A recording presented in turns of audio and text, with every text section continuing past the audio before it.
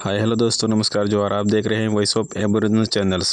सागवाड़ा में मैपाल मैदान में आयोजित 134वीं भीमराव अंबेडकर जयंती में आधुनिक बिरचा बाबूलाल परमार ने क्या कहा, सुनिए विस्तार से। जय जोहार दोस्तों। जो आप सब साइड में खड़े हैं तो थोड़ा बैठ जाओगे तो ठीक रहेगा।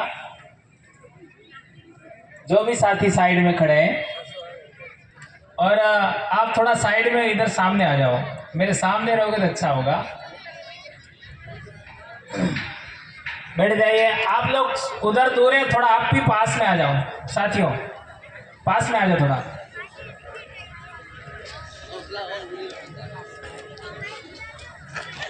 अभी राजकुमार जी भी आ रहे हैं।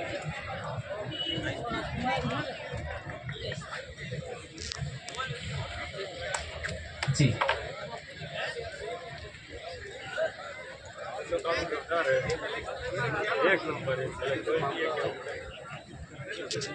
दोस्तों,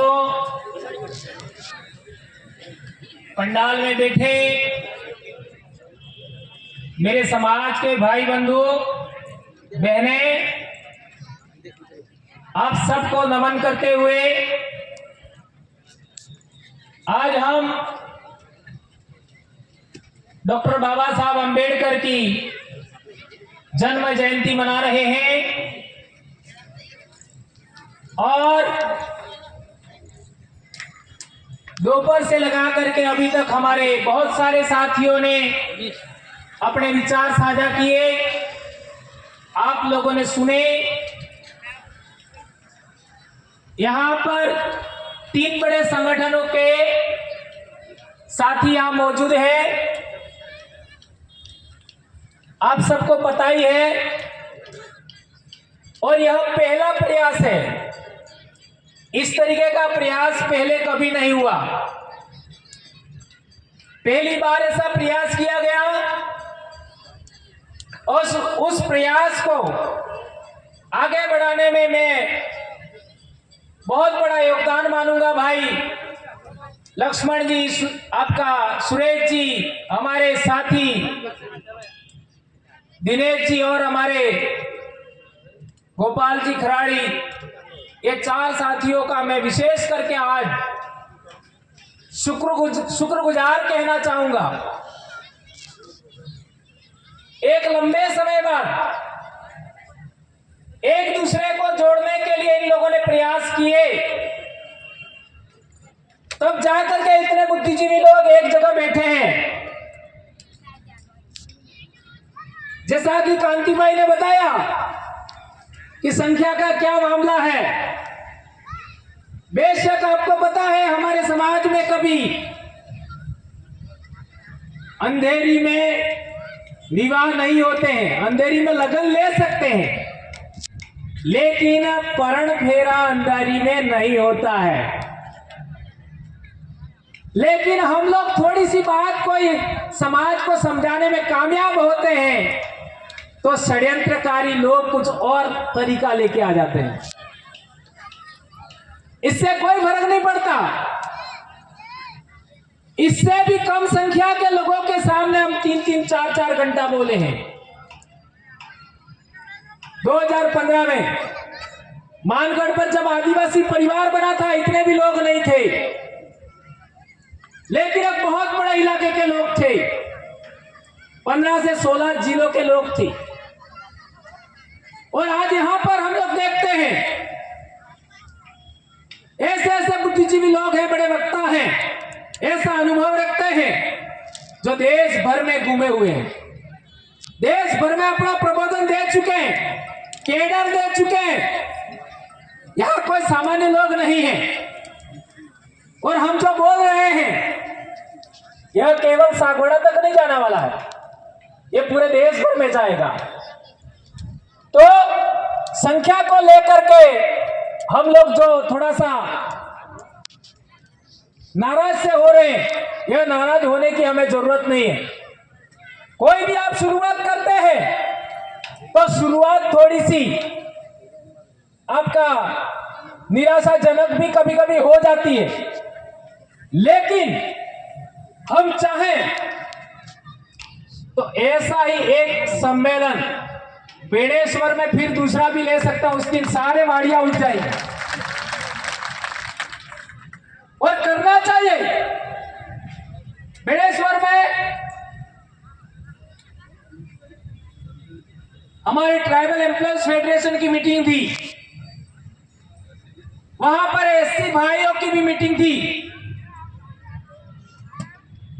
हमें जहां बैठना था वही एससी भाई बैठे हुए थे, तो हम दूसरी जगह बैठ गए।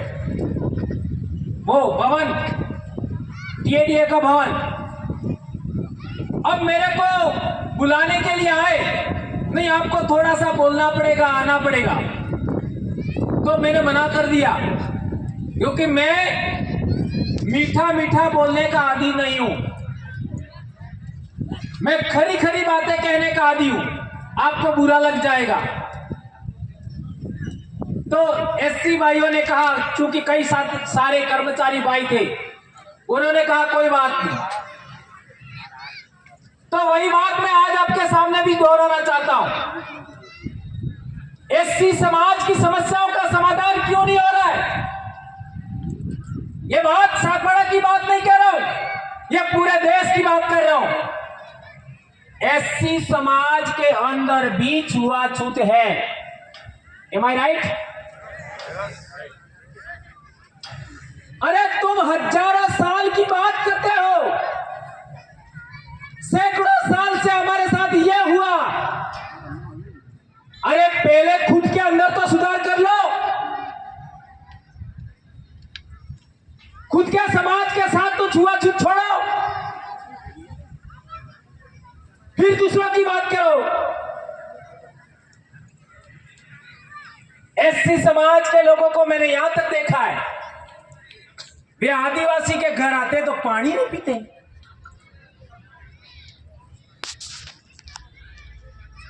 सही कह रहा हूं, गलत कह रहा हूं? कुछ कुछ है, आदिवासी के घर पर पानी नहीं पीते, जैसे भी है। अभी अभी आ रहा वहीं पर, पहले आपका इलाज कर लो। एससी समाज का भाई एससी समाज के घर का पानी नहीं पीता, ये छुआछूत ऊंच नीच आपके घर में इसलिए है, आपने बाबा साहब को आज तक नहीं पढ़ा। कितने लोग ऐसे हैं जिन्होंने 5 वॉल्यूम पढ़ा बाबा साहब का? वॉल्यूम तो 10, 12, 14 है, 5 किसने पढ़ा? हाथ ऊंचा करो। ये है समस्या, मैंने 5 पढ़ी। और इसके अंदर जो समानता को लेकर के पाठ है उसको पढ़िए, जो धर्म को लेकर पाठ है वो पढ़िए, जो न्याय को लेकर के पाठ है वो पढ़िए, तो आपको समझ में आएगा कि यह असमानता क्यों है, यह छुआछूत क्यों है, यह अन्याय क्यों है। ये बात समझ में आएगा। लेकिन हमने जिनका जयंती मना रहे उनको ही नहीं पढ़ा।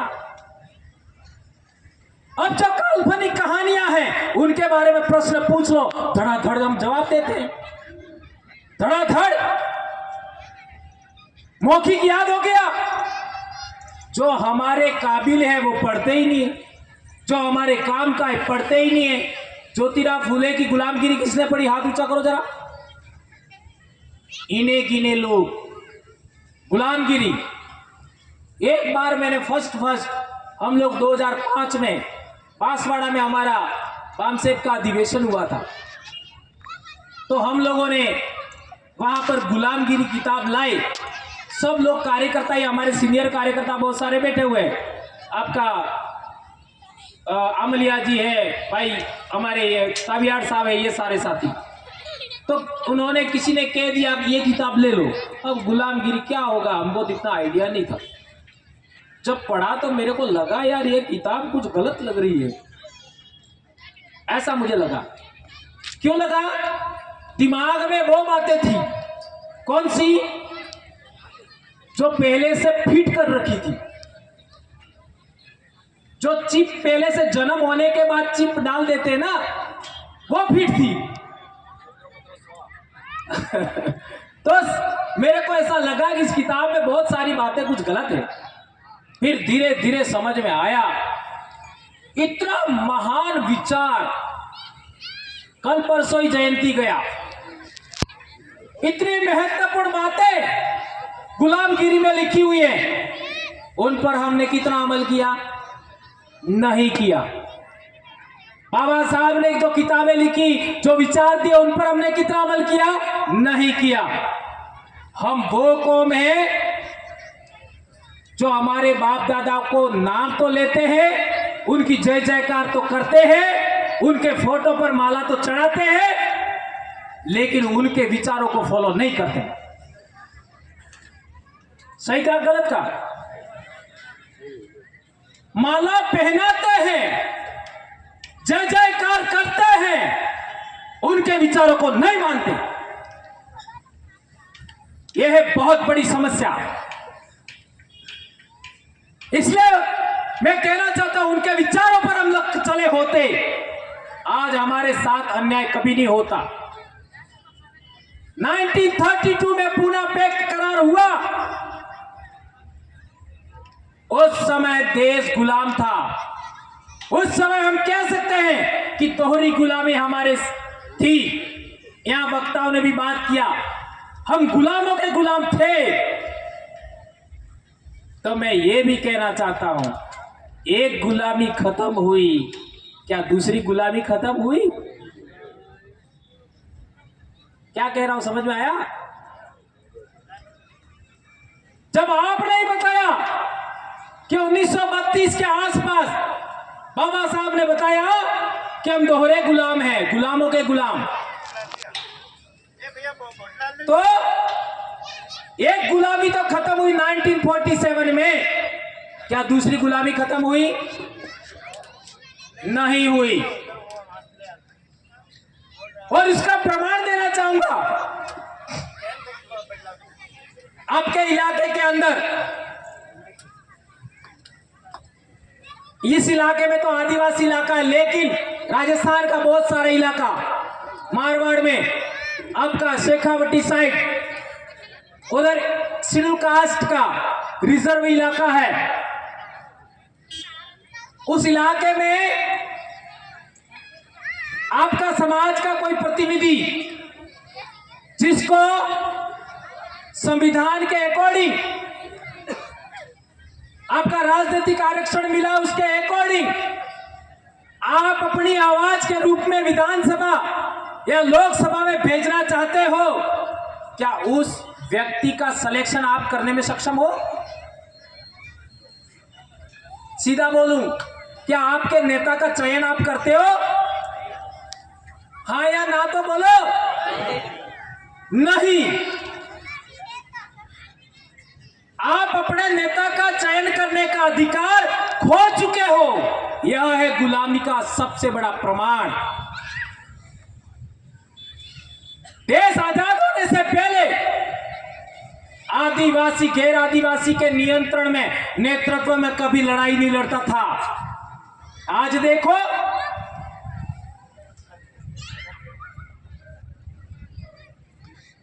आदिवासी के नेतृत्व में ही लड़ता था।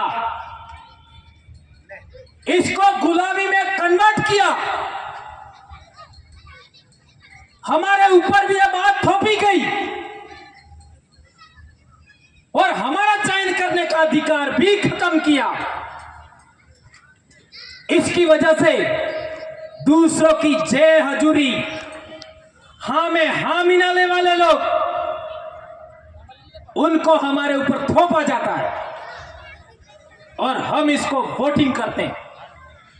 जब उनका सिलेक्शन ही हमने नहीं किया, 1932 के जमाने में बाबा साहब के जिंदा रहते, जिनको बाबा साहब अपना विरोधी मानते थे, वही लोग हमारे जनप्रतिनिधियों का चयन कर रहे हैं। किस तरीके की आजादी है बोलो?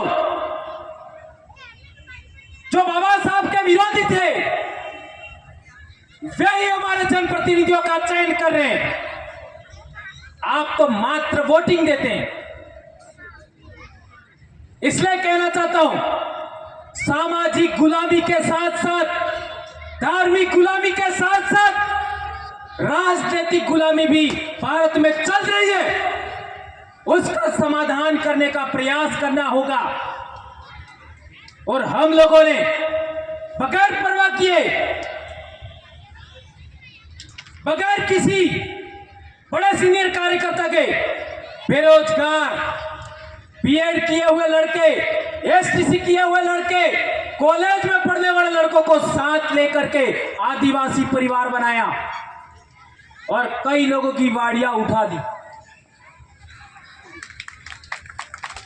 उठाई कि नहीं उठाई?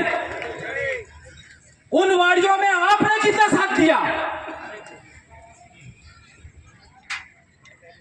ये मुझे कोई फर्क नहीं पड़ता, नहीं दिया।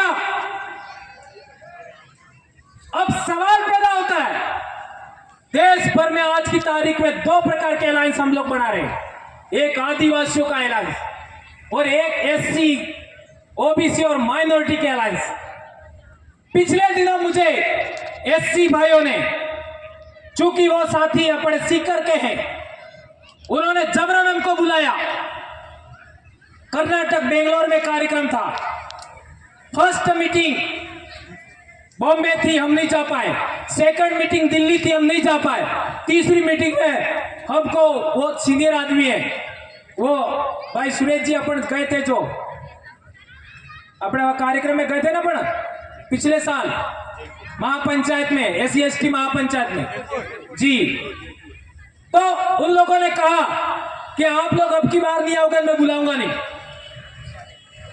अब हमारे सामने समस्या पैदा होगी, हमारे पास समय का शॉर्टेज रहता है। अब हम लोग गए और वहां केवल 4 आदिवासी थे। कितने? 4। और सारे लोग मिलाकर के 100 थे, लेकिन डेलीगेट थे, बड़े बड़े संगठनों के लोग थे, बहुत उम्दा क्वालिटी के लोग थे। उनके बीच में मैंने एक सवाल रखा, वही सवाल आज आपके सामने भी रखूंगा। और वह सवाल यह है, क्योंकि यह गुलामी को समझने का सवाल है, हमारी गुलामी कैसे विकसित हुई उससे समझने का सवाल है।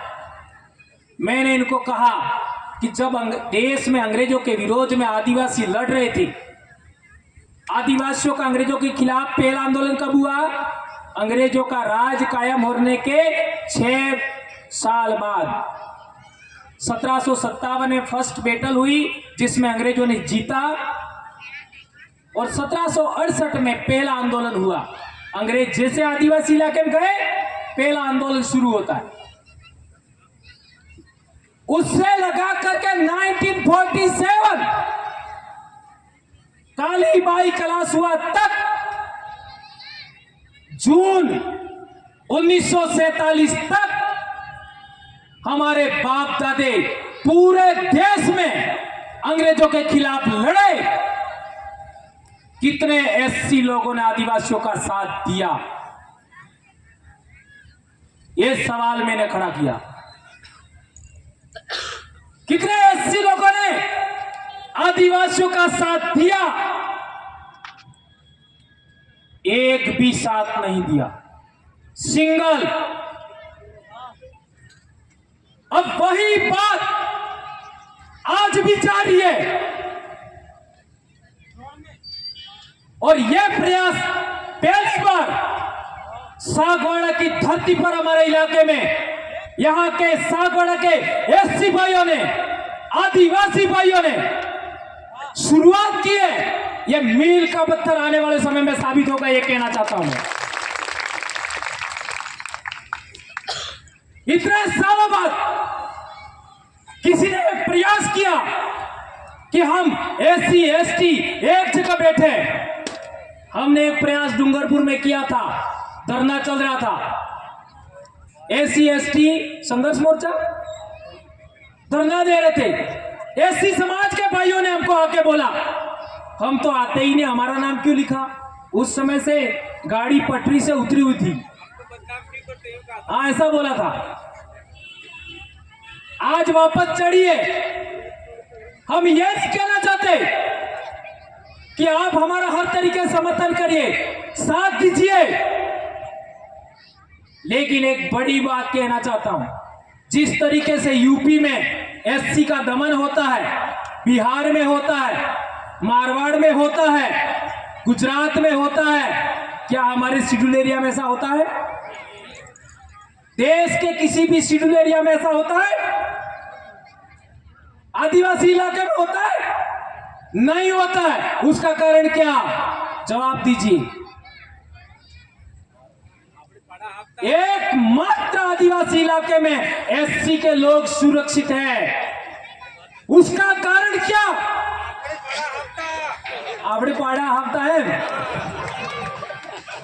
अब दूसरा सवाल, आप सोचिए, मेरा काम है विचार देना। मैं दो चीज से कभी समझौता नहीं करता, विचार और व्यवस्था, इसमें कभी समझौता नहीं करता। चाहे लोग नहीं आवे जाए, कोई दिक्कत नहीं, कोई फर्क नहीं। एक बड़ी बात आपके बीच में कहना चाहता हूं, उत्तर प्रदेश में एससी लोग ज्यादा है तो आदिवासी कम है। सही है गलत है? पंजाब हरियाणा में आदिवासी नहीं है तो एससी ज्यादा है। जिस इलाके में एससीओ की संख्या ज्यादा है वहां आदिवासी मिलेगा ही नहीं, और जहां आदिवासी की संख्या ज्यादा है वहां एससी की संख्या बहुत कम मिलेगी। उसका कारण क्या है? क्या कारण? जहां एससी की संख्या ज्यादा है एसटी की संख्या कम होगी, जहां एसटी की संख्या ज्यादा है एससी की संख्या कम होगी। क्या कारण है बताइए? ये बात समझना होगा। मेरे द्वारा उठाए गए प्रश्नों का जवाब मैं ही दे सकता हूं, आज मैं नहीं दूंगा, आप समझिए। इसलिए एक और बात कहना चाहता हूं, हमने अनाप शनाप बोला है हमारे समाज को ठीक करने के लिए, धार्मिक गुलामी से आजाद करने के लिए। आपके समाज में ऐसे बोलने वाले आदमी क्यों पैदा नहीं हो रहे हैं? क्यों पैदा नहीं हो रहे? सबसे ज्यादा धार्मिक गुलाम कोई है? एससी है।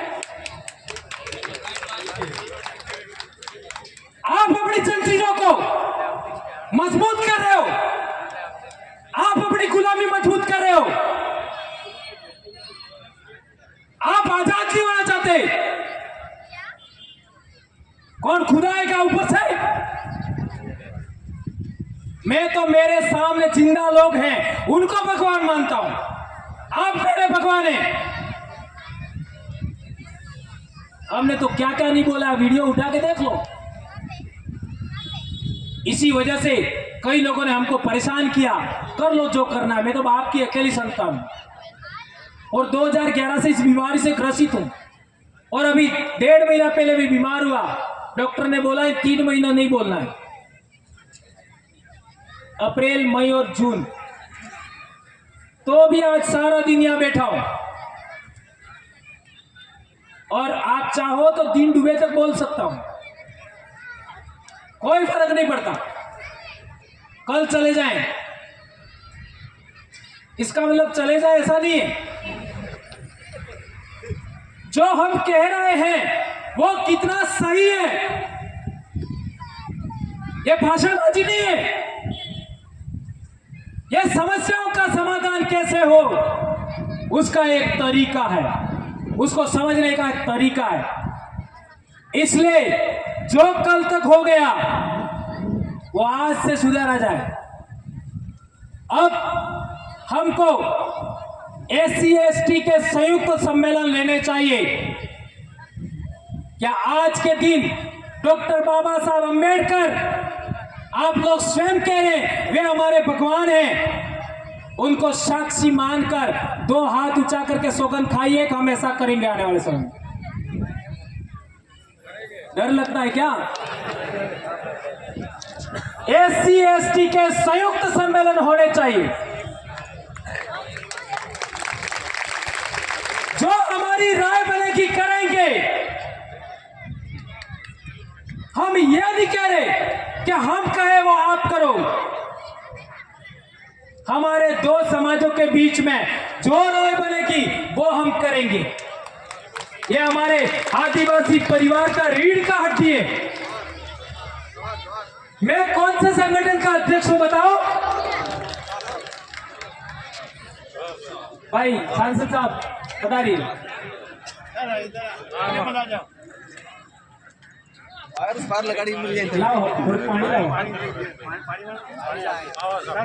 ये हमारे जितने भी विधायक सांसद है वो कुंवारे क्यों होते हैं आपको मालूम है?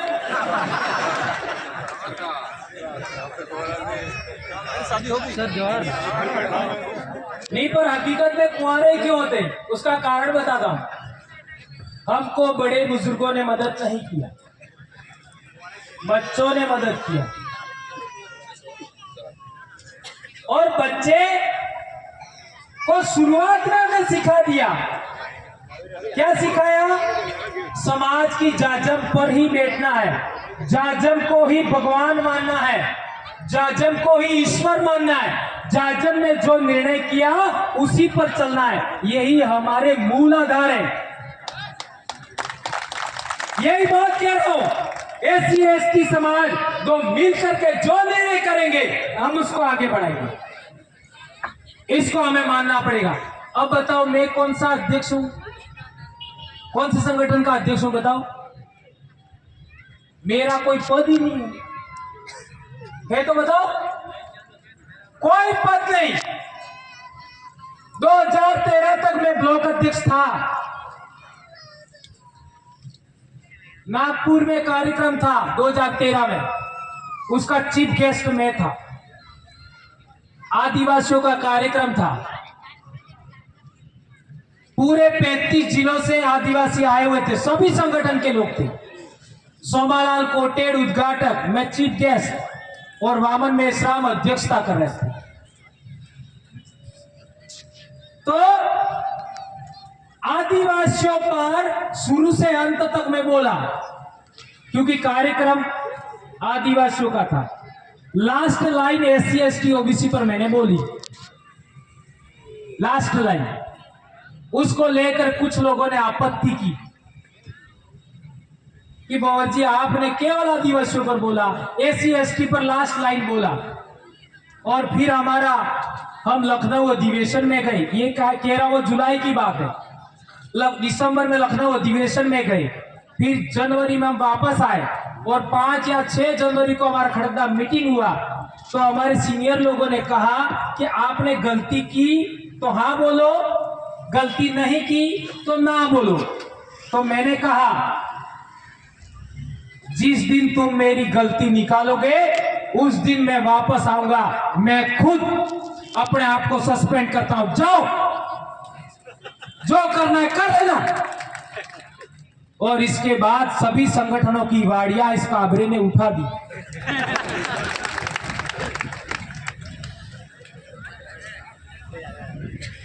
ऐसा कभी कभी बोल देता हूं हमारे समाज के बीच में, तो हमारे लोग मेरे को डांटते हैं, ऐसा नहीं बोलना है।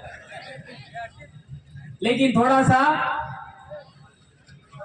एससी समाज के नए भाई आए, इसने बोल दिया, कोई फर्क नहीं पड़ता है, मेरी सेहत पर कोई फर्क नहीं, मेरा गोल फिक्स है, मुझे यह काम करना है। इस साल आदिवासी एकता परिषद का 7 से 8 लाख लोग थे। उस सम्मेलन पे जा करके मंच से कार्यक्रम आयोजन करने वालों को ही डांटा, उठा करके देख लो। कई लोगों को बुरा लगा और लाखों लोगों को अच्छा लगा। खरी खरी बात कहना होगा, अब मीठी मीठी बात कहने का समय नहीं है। इसलिए आप लोग, विशेषकर महिलाओं से मैं आग्रह करना चाहूंगा, मेरी बहनें, बेटियां, काकिया, भाभियां, आप सबसे मेरा आग्रह है कि अपने घर के अंदर आपको पूजा करनी है, व्रत करना है तो इन महापुरुषों का करिए। और मुझे मालूम है ये बात आप लोग नहीं मानोगे, क्योंकि ढूंढ वो पड़ा है तो आता ढूंढा ही नहीं है। कुछ समझ में आया? आपने तो ढूंढ बड़ो मजा नहीं आवे तो आने तक ढूंढा है नहीं।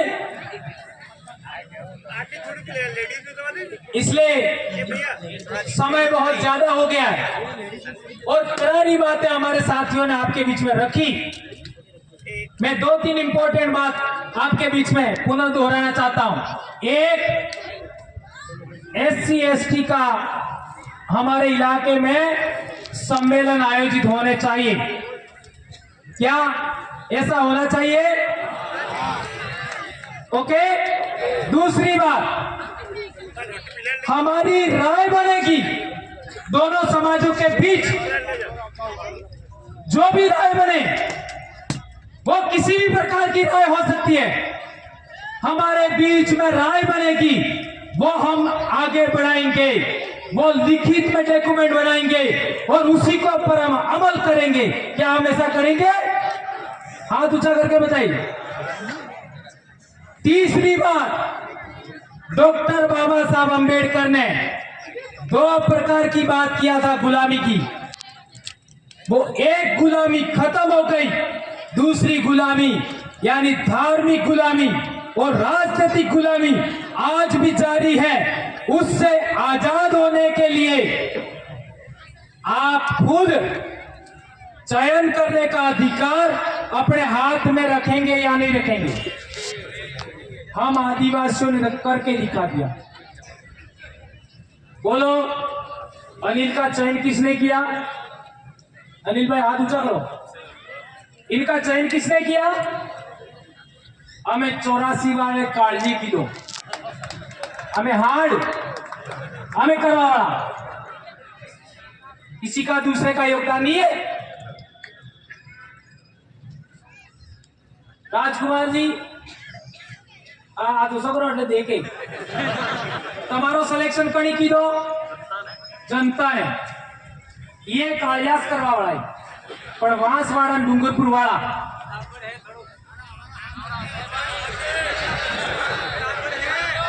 हाँ प्रतापगढ़ है।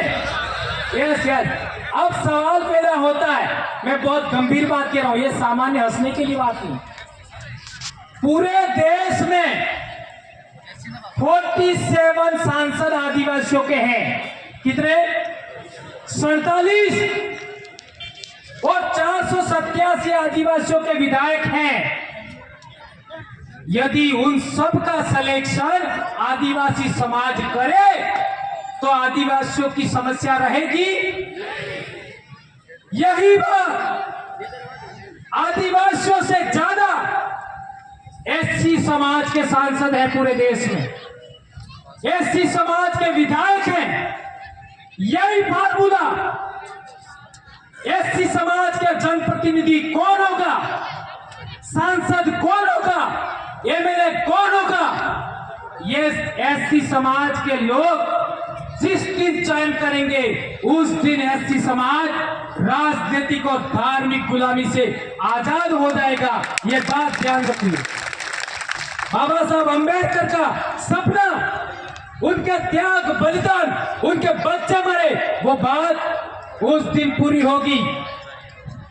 और ये काम आप लोग करने के लिए तैयार नहीं होते हो, दोबारा मेरे को बुलाना मत। ये मैंडेटरी है, ये अनिवार्य शर्त है। आप लोग राजनीतिक और धार्मिक गुलामी से आजाद होने के लिए, सामाजिक गुलामी से आजाद होने के लिए आप लोग दृढ़ संकल्प नहीं लेते हैं, निर्णय नहीं लेते हैं तो दोबारा बुलाइए मत। साफ और सब स्पष्ट है। और मेरे को पुनर्जन्म भी नहीं लेना है, क्योंकि मैं जानता हूं दोबारा जन्म नहीं होने वाला है। એટલે મારતા जन्म में ठोकवी हम लोग और एक बात ध्यान रखो, एक बहुत बड़ा सूत्र दे रहा हूं। हमने लोगों की वैचारिक ठुकाई, अनशन की, इसी वजह से इतना बड़ा संगठन बना है। अनशन ठुकाई की इसलिए ठीक है, आप सबने मेरी बात को सुना। मेरी बातें आपको कड़वी भी लगी होगी, बुरी भी लगी होगी, लेकिन मारे चुनाव तो लड़वा नहीं ने मारे तन्नस सो रही तन्नस एक लाड़ी एक बे लाडजी जूझे ने एक मोर जूझे केने मारे पन्ना का जाबू नहीं है तन्नस जूझे इन्हें कोई फर्क पड़े वो नहीं। जो कहा उसमें मानने योग्य है, आपकी राय बनती है, उसको समाज के लिए, आपके बच्चों के लिए, जो बच्चे आपके समाज में पैदा नहीं हुए उन बच्चों के लिए, एससी एसटी दोनों समाज को कहना चाहता हूं, इन विचारों को आप लोग आगे बढ़ाइए और फालतू धतंग छोड़िए, ये कहना चाहता हूं।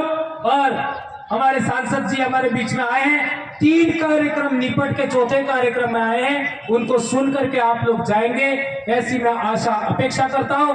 और मेरी बातें आपको बुरा लगा हो तो उसके लिए इस जाजम से माफी मांगता हूं, मैं आपसे कभी माफी नहीं मांगूंगा। और हमारे महापुरुष ये सारे और डॉक्टर बाबा साहब अंबेडकर के जन्म जयंती पर आज हम यहाँ पर इकट्ठा हुए और जिन साथियों ने बड़ी मेहनत किया और प्रयास किया और 3-4 बार मेरे घर पे आए, उन सभी भाइयों को मंच से शत नमन करता हूँ। जय भीम, जय जोहार, जय आदिवासी, जय भीम प्रदेश, जय संविधान, जय भारत, आबुआ दिशुमरे आबुआ राज। धन्यवाद। हमारे बीच में